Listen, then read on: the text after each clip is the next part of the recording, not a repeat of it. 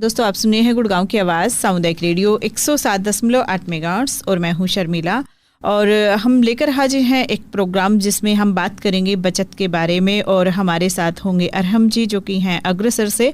तो अरहम जी हमारे साथ जुड़ गए हैं गुड़गांव की आवाज़ रेडियो पे। अरहम जी बहुत बहुत स्वागत है गुड़गांव की आवाज़ रेडियो पे।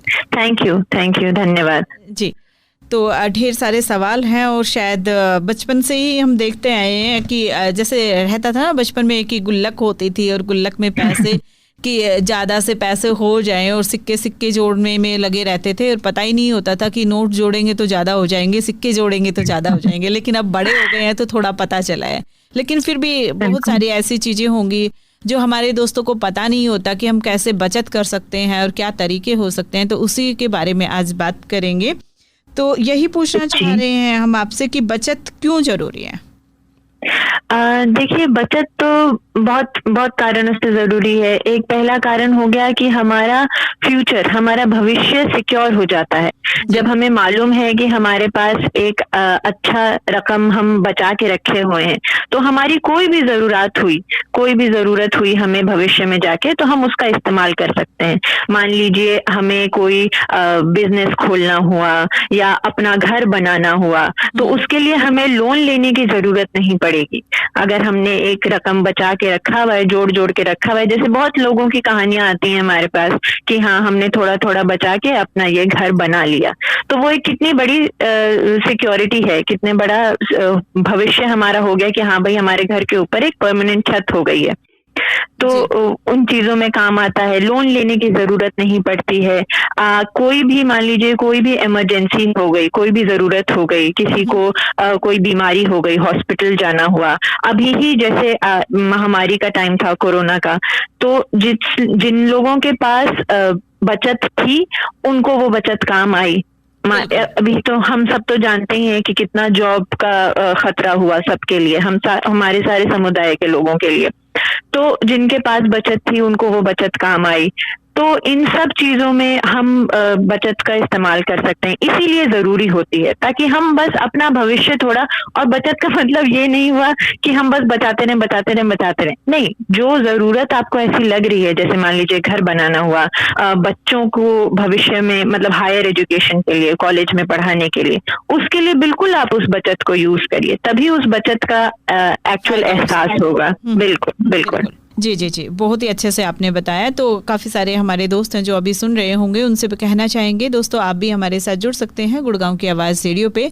अभी ये लाइव प्रोग्राम चल रहा है तो इसमें कॉल करने के लिए नंबर होगा 88 00 47 50 80 और इसी नंबर पे आप जुड़ पाएंगे, क्योंकि दूसरे नंबर पे हमारे साथ एक्सपर्ट जुड़े हुए हैं, तो इसलिए उस नंबर का कॉल ना करें, क्योंकि उस पर दिक्कत होगी, आपको बिजी आएगा फ़ोन, तो इसलिए उसमें फ़ोन नहीं करेंगे तो अच्छा रहेगा। यहाँ पे दोस्तों से कहना चाहते हैं दोस्तों आप भी अपने कुछ एक्सपीरियंस बताना चाहे, क्योंकि कुछ दोस्तों के बिजनेस थे अभी कोविड महामारी के दौरान, उस बिजनेस में भी बहुत उतार चढ़ाव आया होगा, क्योंकि काम नहीं चल रहा था, लॉकडाउन हो गया था, मतलब लोगों के पास पैसा ही नहीं था, तो खरीदारी कहाँ से करें, तो काफ़ी कुछ दिक्कतों का सामना किया, लेकिन कैसे बदलाव किया, कहाँ पे बचत काम आई, जरूर बता सकते हैं।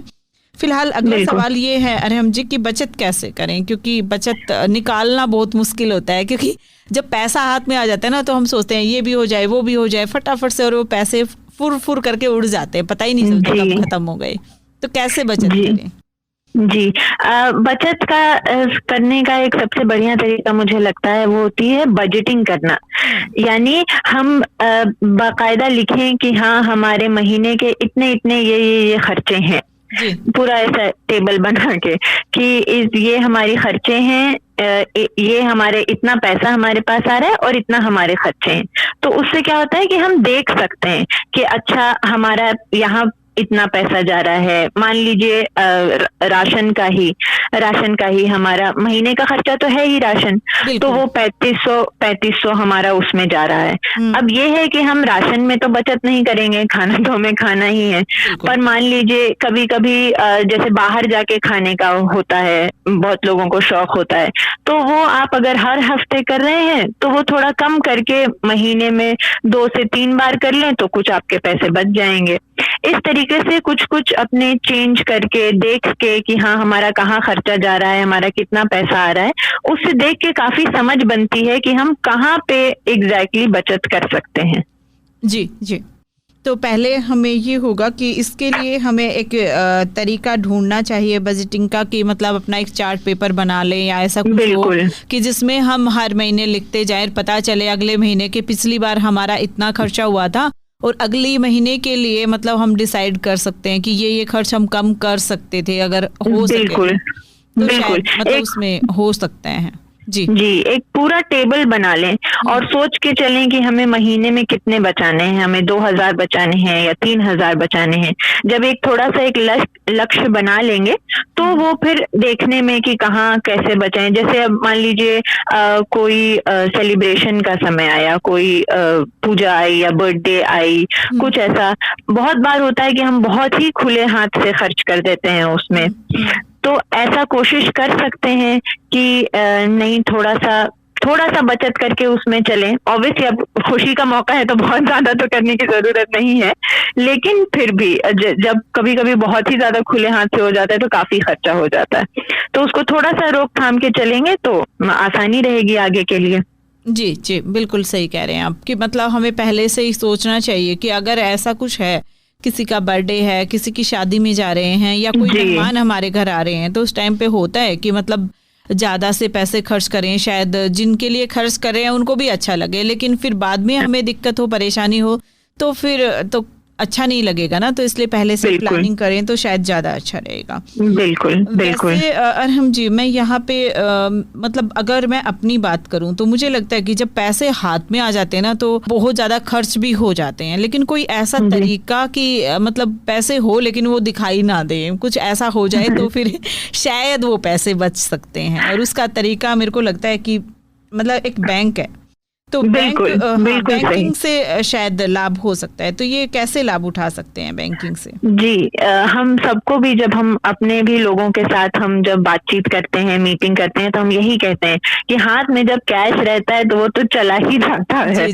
तो सबसे सिक्योर वे, सबसे सुरक्षित तरीका यही है कि बैंक में वो डिपॉजिट रहे, क्योंकि बैंक में जब डिपॉजिट रहता है तो एक तो बहुत अच्छी चीज रहती है कि हाँ वो भैया सुरक्षित है, ये हम सब जानते हैं, और कोई भी जरूरत हुई हमें निकालने की तो ऐसा तो नहीं है कि नहीं निकल सकता है। हम मान लीजिए अगर मशीन से भी निकाल सकते हैं, बैंक जाके भी निकाल सकते हैं, और कोई भी जरूरत हुई तो हम बैंक वाले से मिलके भी बात कर सकते हैं। और बेस्ट बचत बढ़ती भी है बैंकिंग में, क्योंकि उस पे ब्याज मिलता है। आप जितना पैसा अपने अकाउंट में रखेंगे, बैंक के ब्याज रेट के हिसाब से आपको उस पे ब्याज मिलता रहेगा। तो उससे वो आपकी सेविंग्स बढ़ती भी जाती है। जी जी। और मेरे को कहीं ना कहीं अरहम जी ये भी लगता है कि जब बैंक में पैसा होता है ना तो बहुत सारी टेंशन भी कम हो जाती है, क्योंकि जब घर में पैसा रखते हैं हम तो एक टेंशन रहती है कि कहीं कोई उसको निकाल ना ले, खुद ही हमारा मन कर जाए कि ये चीज बिकने आ गई है या ये चीज लेनी है, तो हम फटाक से कई बार ना चाहते हुए भी उसको खर्च कर देते हैं। लेकिन बैंक में रहते तो शायद वो सुरक्षित भी रहता है और टेंशन कम होती है कि कहीं खो ना जाए, कोई निकाल ना ले, तो वो सारी टेंशन भी खत्म हो जाती है। जी बिल्कुल। इससे एक और उदाहरण आया कि कहीं किसी के घर में मान लीजिए आग लग गई या कुछ ऐसा हो गया, तो फिर आपका सारा कैश अगर रखा हुआ है तो खत्म ही हो जाएगा। अगर आग लग गई है, मान लीजिए आपने कहीं एक डब्बे में करके उसको रखा, मान लीजिए बहुत देखते हैं ना ऐसा कि चावल के डब्बे में लोग रखते हैं, तो मान लीजिए खुल जाएंगे महिलाओं के तो मान लीजिए वो किसी ने इधर से उधर कर दिया, उसमें भी दिक्कत आती है। इसीलिए मुझे भी बिल्कुल आप सही कह रही हैं कि बैंक में काफी सुरक्षित हो जाता है हमारा पैसा। जी जी जी, बिल्कुल बिल्कुल। दोस्तों से यही कहना चाहेंगे कि अगर आप सोच रहे हैं कि बचत करें तो इसके लिए आपको बैंक में अकाउंट होना बहुत ज़्यादा ज़रूरी है, और उसमें आपके पैसे सुरक्षित रहेंगे, कोई दिक्कत कोई परेशानी वाली बात नहीं है। और ये भी रहता है कि जब हमारा कुछ चीज़ों के लिए ना चाहते हुए भी मन ललचाता है तो वहाँ पे कंट्रोल भी हो जाता है। फिलहाल दोस्तों आप हमारे साथ जुड़ सकते हैं गुड़गांव की आवाज़ रेडियो पे। अभी ये लाइव प्रोग्राम चल रहा है, 11:10 हो चुके हैं। कॉल करने के लिए नंबर होगा 88 00 47 50 80, यानी कि 88 00 475080। इस नंबर पर कॉल करके आप अपने एक्सपीरियंस भी बता सकते हैं कि कैसे आप बचत करते हैं, शायद आपका कुछ और भी अच्छा तरीका हो, और कैसे वो पैसा निकालते हैं आप बचत करने के लिए, कि मतलब आपको पता है कि इतने रुपए तो आप हर महीने बचा ही लेते हैं कैसे ना कैसे करके, तो वो भी आप जरूर बता सकते हैं। और अगर आप कुछ पूछना चाहते हैं, कुछ सवाल हैं आपके बचत को लेके, तो जरूर आप हमारे साथ जुड़िएगा और अपनी बातें शेयर कीजिएगा। अभी पूछना चाह रहे थे कि जैसे आपने बताया कि बैंक में अगर हम खाता खुलाते हैं तो काफी बचत तो कर सकते हैं और ब्याज भी मिलता है जी। लेकिन यहाँ हमारे कुछ दोस्तों के मन में होगा कि क्या बैंक में जो पैसा है वो सुरक्षित रहेगा, क्योंकि कुछ धोखाधड़ी के केस भी आते हैं और फिर अखबार में भी पढ़ते हैं, सुनते भी हैं। तो इससे बचने के लिए हमें कैसे सचेत रहना पड़ेगा, क्या करें कि मतलब ये सब धोखाधड़ी हमारे साथ ना हो? पहला तो ये होगा, जैसे आजकल तो क्योंकि मोबाइल से लिंक रहता है आपका बैंक अकाउंट, तो मान लीजिए कोई भी अगर आपको पैसा निकालना हुआ या कुछ भी ट्रांजैक्शन होता है अगर आपके उससे, तो ओटीपी आता है उसके लिए हमारे फोन पे कि ये 6 डिजिट का एक नंबर हो गया, जो भी हो गया वो आता है। वो आप किसी से भी शेयर ना करें, कभी भी नहीं। वो मान लीजिए कोई फोन करके आपको लगे कि कोई कह रहा है कि हाँ मैं बैंक से हूँ, आपका ये चेंज करना है, ये ओटीपी बता दिए, नहीं, बैंक से कभी भी आपको कोई कॉल नहीं करेगा आपके अकाउंट नंबर के लिए या कोई भी डिटेल के लिए। किसी भी बैंक से कोई आपको कॉल नहीं आएगा, क्योंकि उनकी डिटेल्स तो ऑलरेडी हैं आपके पास जी, तो उनको से आपको पूछने की जरूरत ही नहीं है। दूसरा, जब हमारे पास डेबिट कार्ड होता है, एटीएम कार्ड जो हमारा होता है, उसके पीछे लिखा होता है 3 नंबर, उसको CVV कहते हैं। वो 3 नंबर कभी किसी के साथ शेयर ना करें, क्योंकि जब हम ऑनलाइन कार्ड से ट्रांजैक्शन करते हैं तो उसके लिए वो जरूरी होता है, तो वो भी आपको कभी किसी से शेयर नहीं करना चाहिए। मान लीजिए कि कभी हमारा एटीएम खो गया, एटीएम कार्ड जो हमारा होता है वो कभी खो गया, तो उसको फौरन जाके आप ब्लॉक करवा लें। और वो बहुत आसानी से आप किसी बैंक में जाके कहिए कि मेरा एटीएम कार्ड खो गया है, ब्लॉक कराना है, तो वो ब्लॉक हो जाता है बड़ी आसानी से। और यही है कि कोई भी जैसे लॉटरी का मैसेज आता है या कुछ भी अन्य कॉल आते हैं, तो उसके लिए हमें कभी भी बस ये ध्यान रखना है कि ओटीपी हमें अपना शेयर नहीं करना है। एक बहुत मेजर बात है ये ओटीपी वाली। और कभी भी अगर मान लीजिए आपके फोन पे मैसेज आया कि आपके बैंक अकाउंट से इतने रुपए कट गए हैं, जबकि आपने खुद कुछ किया नहीं है, तो आप बिल्कुल इमीडिएटली आप जाएं, बैंक जाएं फौरन, और वहाँ के कस्टमर केयर होते ही हैं वहाँ पे, उनसे बात करें कि हमारे पास ऐसा ऐसा मैसेज आया है, तो वो छानबीन करके वो भी आपको बता देंगे। और मान लीजिए कभी कुछ ऐसा पता चलता है घपला है, तो बैंक्स में सुरक्षित ही रहता है हमारा खाता मोस्टली।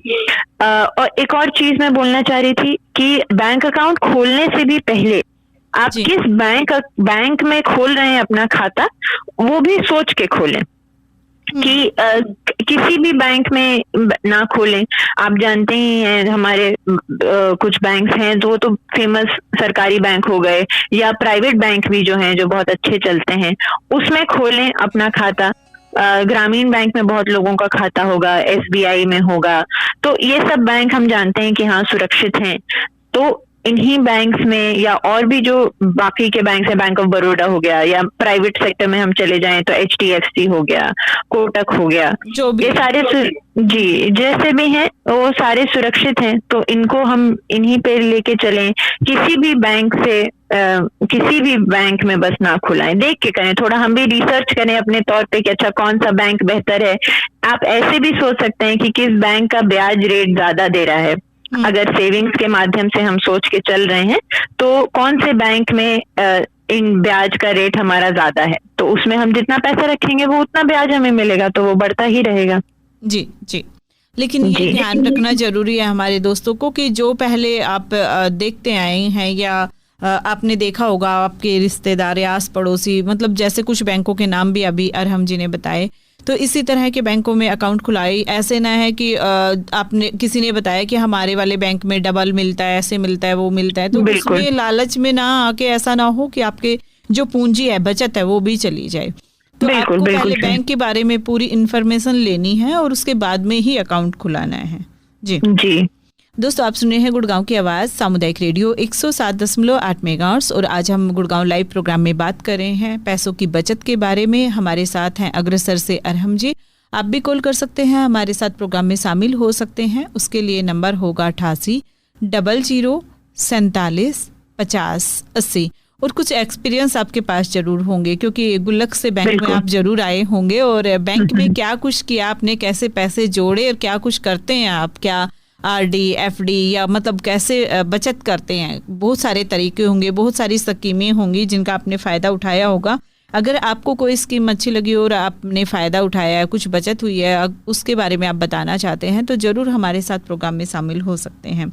अभी हम अरहम जी आपसे पूछना चाहेंगे कि बचत में सरकारी जो योजना है उनकी क्या भागीदारी होती है? जी बिल्कुल बहुत भागीदारी है। सरकार भी मान लीजिए इन स्कीमों से इनकरेज करती है, चाहती है कि हाँ लोग अपने सेविंग करें, इसीलिए अलग अलग तरीके की स्कीम्स आती हैं।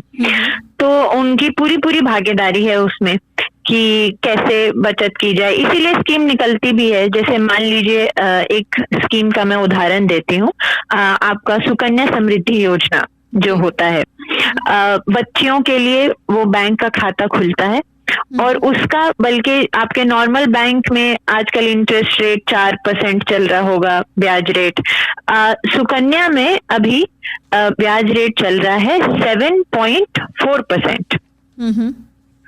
तो इसका मतलब ये हुआ कि बहुत ही हमारा अच्छा रेट चल रहा है, यानी जितना हम पैसा डालेंगे उतना मतलब दुगना बन जाता है हमारा पैसा उसमें।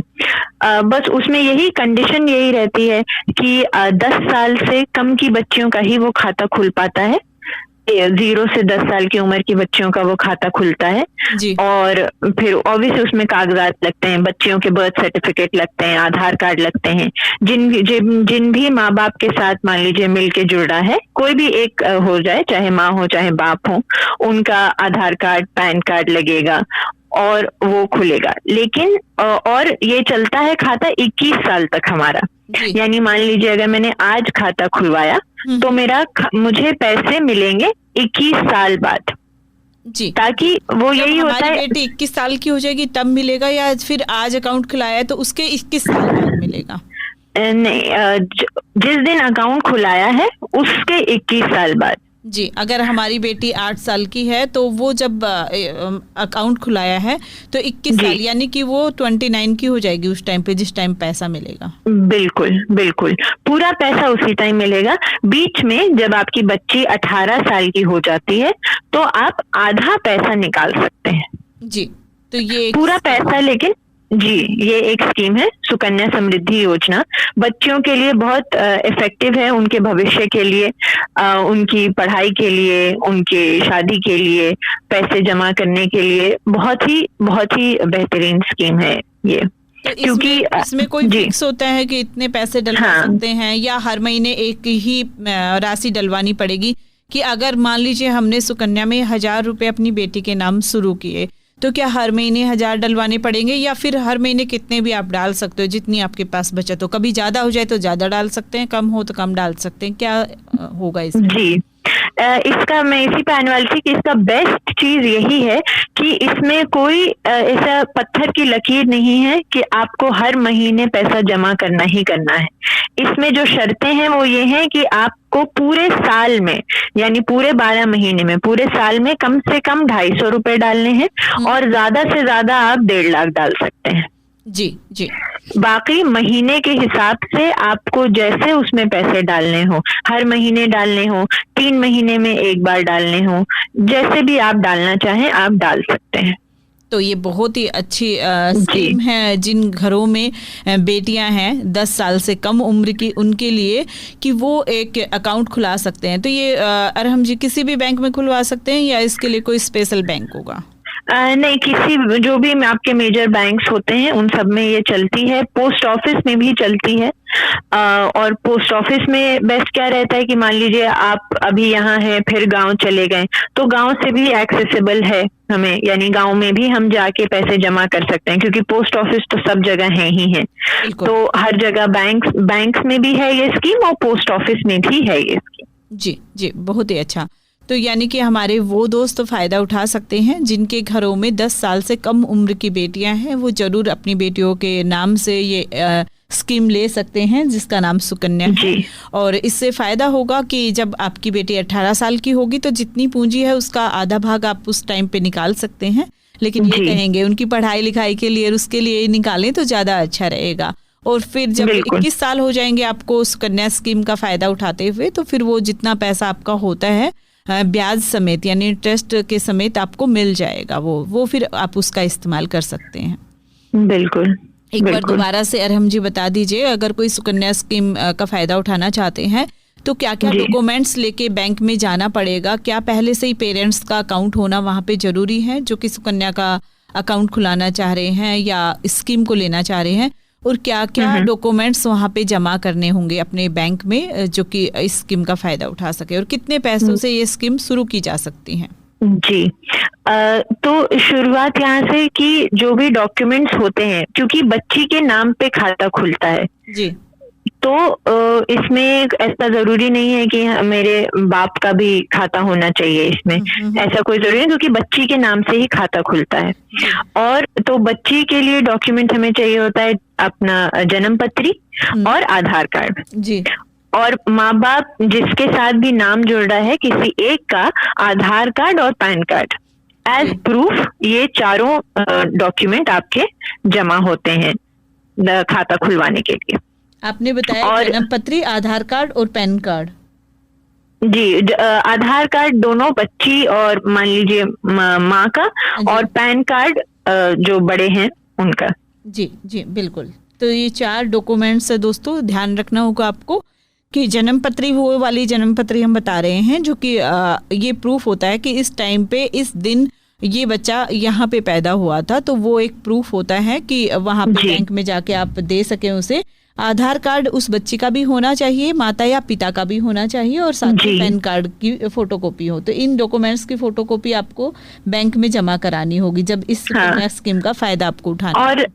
और साथ में अगर डायरेक्टली हम इन कागजात के साथ जा रहे हैं बैंक, तो हमें 3 फोटो भी रखनी होगी, क्योंकि वो फॉर्म्स पे लगाई जाती है। तो 3 फोटो बच्ची की और 3 फोटो माता या पिता जिसके साथ भी जोड़ रहे हैं उनके। जी जी, तो 3 फोटो भी होनी जरूरी है, जो कि मतलब पासपोर्ट साइज फोटो होनी चाहिए। जी जी, बहुत ही अच्छे से आपने बताया। हाँ जी। और 250 रुपए से आप ये खाता खोल सकते हैं जी। इसका स्टार्टिंग मतलब खाता खोलने के लिए उसमें आपको 250 रुपए जमा करने ही करने होंगे। ज्यादा भी जमा करना है चाहें तो कर सकते हैं, लेकिन कम से कम 250 रुपए जमा करने होंगे। जी जी बिल्कुल।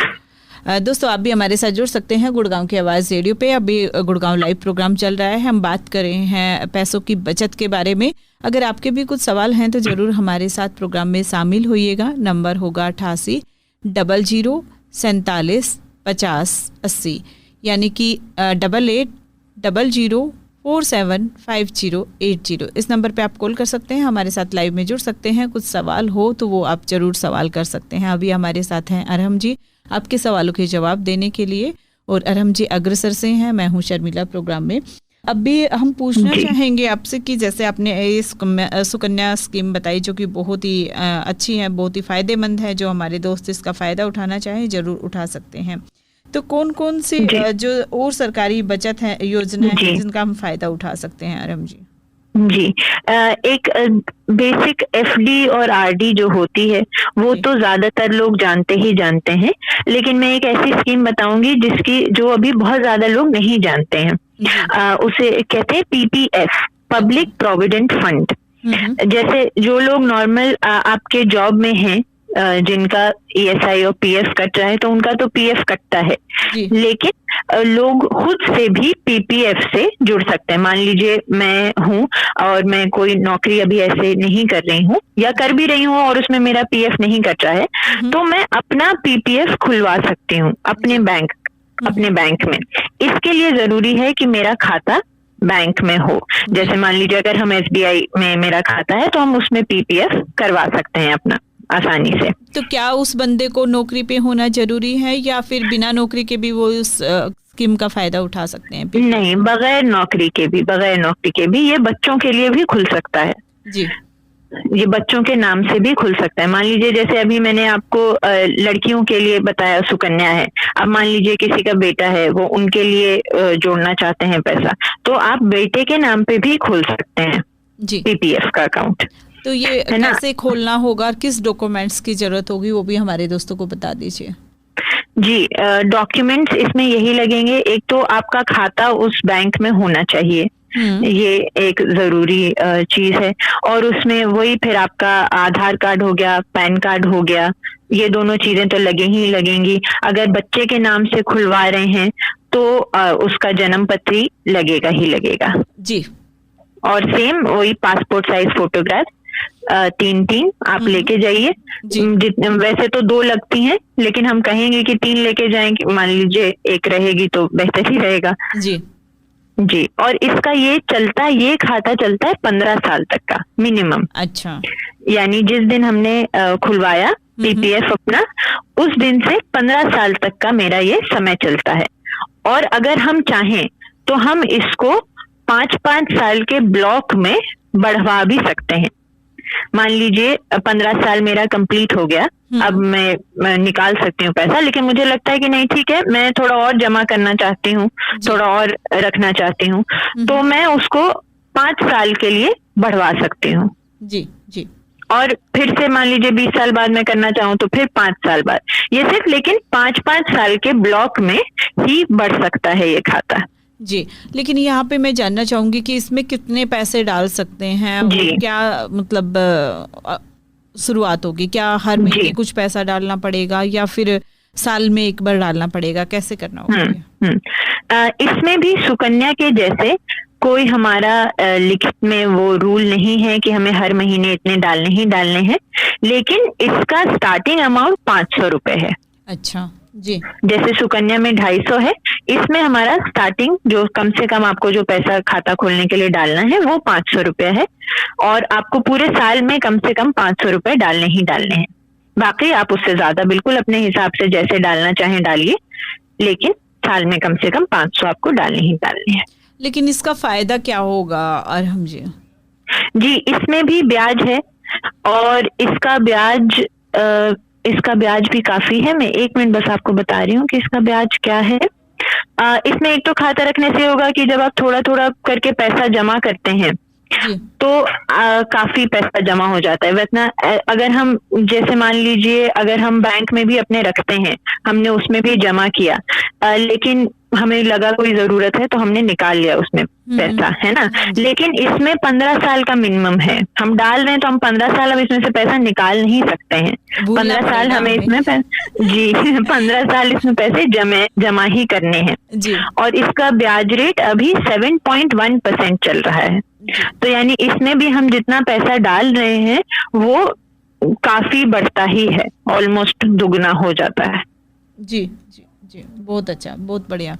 तो हमारे दोस्त जो अभी सुन रहे हैं वो जरूर इसका फ़ायदा उठा सकते हैं। यानी जो ये पीपीएफ स्कीम है इसमें साल में 500 रुपये ही जमा करने होते हैं। ज़्यादा अगर करना चाहे तो कितने कर सकते हैं इसमें? मैक्सिमम 1.5 लाख जी, ज्यादा से ज्यादा 1.5 लाख, कम से कम 500 यही ब्रैकेट जी। तो जो भी आपकी जेब अलाउ करे, मतलब जितना भी आप डाल सके उतना डाल सकते हैं, लेकिन आपको ध्यान रखना होगा इसमें जो आपने पैसा डाल दिया हो 15 साल तक आप नहीं निकाल पाएंगे। तो ये सोच के निकालिए कि 15 साल के लिए हमने ये पैसे डाल दिए हैं, उसके बाद ही हम इसका इस्तेमाल करें। वो आपके कुछ भी काम हो सकते हैं, आपको अपना मकान बनाना है, आपको अपने बच्चों की पढ़ाई करानी है, या आपको बच्चों की शादी में लगाना है। जो भी काम आपने सोच सके कि 15 साल बाद हमारे ये पैसा इस काम में इस्तेमाल हो सकता है, तो उसके लिए सोच के आप ये पैसा जमा कर सकते हैं, जिसका ब्याज अभी बताया इन्होंने कि 7.1% मिलेगा। तो इसका फ़ायदा आप ज़रूर उठा सकते हैं, क्योंकि काफ़ी अच्छी अच्छी स्कीमें हैं जिनका फ़ायदा उठाएंगे, काफ़ी ब्याज भी मिलेगा उसमें, और जो पैसा है वो बचत करके रखा भी जाएगा कि कभी आपको मतलब इस पैसे की ज़रूरत पड़ेगी तो आसानी से फ़ायदा उठा सकेंगे। अभी आज के प्रोग्राम का लास्ट सवाल होगा अरहम जी कि सरकारी बचत योजनाओं में कैसे जुड़ा जाए? जी, किसी भी बैंक में ज्यादातर जो आप हमारे बैंक होते हैं, चाहे सरकारी हो चाहे प्राइवेट हो, आपका HDFC हो गया, एक्सिस हो गया, ये सारे प्राइवेट बैंक होते हैं, लेकिन इसमें ये योजनाएं हैं अवेलेबल हैं। आप इनसे जाके, अगर मान लीजिए किसी का, जैसे बहुत लोगों का सैलरी अकाउंट होता है HDFC में, तो आप उसमें ये लाभ भी ले सकते हैं। जी जी जी। और ये बैंक हो गया। और पोस्ट ऑफिस एक बहुत बड़ा माध्यम है हमारे लिए। पोस्ट ऑफिस में भी ये सारी स्कीमें जो मैंने बताई आपको, सुरक्षा सुकन्या समृद्धि योजना हो गया, PPF हो गया, FD RD, आपकी ये सारी स्कीम पोस्ट ऑफिस में भी होती हैं। आप बिल्कुल किसी भी डाक खाने जाके ये सारी आप सुविधा ले सकते हैं। जी, बहुत ही अच्छे से बताया अरहम जी आपने। बहुत बहुत धन्यवाद हमारे साथ जुड़ने के लिए और इतनी अच्छे से बचत की स्कीमें बताने के लिए। जी, अगर आप हमारे समुदाय के पास हैं, सिकंदरपुर में, इस्लामपुर, गुड़गांव में, कहीं भी अगर आपको कोई जरूरत है तो हम भी आपकी मदद कर सकते हैं इससे जुड़ने में, अग्रसर संस्था, तो आप वो भी कर सकते हैं, हमें कॉल कर सकते हैं। बिल्कुल बिल्कुल। तो दोस्तों से कहना चाहेंगे, दोस्तों अगर आपको इन स्कीम के बारे में और अधिक जानकारी चाहिए या फिर आप अकाउंट खुलाने में कोई दिक्कत, कोई परेशानी हो रही है, तो आप जरूर अग्रसर का नंबर गुड़गांव की आवाज़ रेडियो से ले सकते हैं। और हमारे स्टूडियो का नंबर होगा 0124 408 7545। इस नंबर पे कॉल कीजिएगा और अग्रसर का नंबर लेके आप इनका सहयोग लेके आप इन स्कीम का फ़ायदा उठा सकते हैं। बिल्कुल जी, thank you Arham ji. Thank you, धन्यवाद जी। तो दोस्तों फिलहाल चलने का समय आ गया है, लेकिन आपसे कहना चाहूँगी कि बचत जरूर कीजिएगा। वो हमारे लिए बहुत ज़्यादा ज़रूरी होती है, क्योंकि जब पैसा हाथ में होता है तो हम फटाफट से उसको खर्च कर देते हैं, लेकिन जब कुछ बड़ा काम सामने आता है तो फिर हम एक लाचार की तरह देखने लगते हैं कि पैसा कहाँ से आएगा, तो फिर दिक्कतें होती हैं, परेशानियों का सामना करना पड़ता है। लेकिन अगर पहले से ही आप बचत करके चलेंगे तो आपको टेंशन, आपकी चिंता कम हो जाएगी और आपका जो भी काम है, चाहे वो बड़ा काम है या छोटा काम है, आसानी से हो जाएगा। तो कोई चिंता, कोई टेंशन करने की ज़रूरत नहीं है। बैंक है हमारे आसपास में, आप बैंक में जाके इसका फ़ायदा उठा सकते हैं। काफ़ी सारी स्कीमें हैं, जैसे कि अभी अरहम जी ने बताया कि अगर किसी के घर में 10 साल से कम उम्र की कन्याएं हैं या बेटियां हैं तो उनका सुकन्या नाम से खाता खुला सकते हैं। लेकिन ध्यान रखिएगा, ये पैसा जिस दिन आप अकाउंट खुलाते हैं उससे 21 साल बाद ही पैसा आपको मिल पाएगा। इसमें बहुत ज़्यादा बड़ी रकम की बात नहीं है। 250 रुपये भी अगर आप हर साल डालते हैं तो भी कुछ ना कुछ पैसा जुड़ जाएगा। लेकिन अगर आप ज़्यादा डाल सकते हैं तो उसका फ़ायदा ज़रूर उठाइएगा इस स्कीम का। और PPF का भी आप फ़ायदा उठा सकते हैं और ये 15 साल के लिए आपका पैसा डल जाएगा। इसमें भी आप 250 रुपये से शुरुआत कर सकते हैं। अगर आप ज़्यादा बचत करके इसमें डालना चाहते हैं तो ज़रूर डालिएगा। 15 साल के बाद आप 5-5 साल के लिए इसको आगे भी बढ़वा सकते हैं। अगर आप चाहें कि हाँ हमें इस स्कीम का और ज़्यादा फ़ायदा उठा सकते हैं, उठाना है तो उठा सकते हैं। तो ज़रूर सोचिएगा अपने बारे में, अपने परिवार के बारे में, अपने पैसों के बारे में, अपने जो आपने प्लानिंग की है उसके बारे में। फ़िलहाल कोई सवाल है तो आप हमारे व्हाट्सएप नंबर पे भेज सकते हैं। हमारा व्हाट्सएप नंबर होगा 99 58 94 14 08। तो जो भी आपके सवाल हैं, फीडबैक हैं, ज़रूर इस नंबर पे भेजिएगा। फिलहाल के लिए मैं शर्मिला चलती हूँ, लेकिन आप कहीं मत जाइए, सुनते रहिए गुड़गांव की आवाज़ सामुदायिक रेडियो 107.8 मेगाहर्ट्ज़। आपकी आवाज़, आपका रेडियो। राम राम।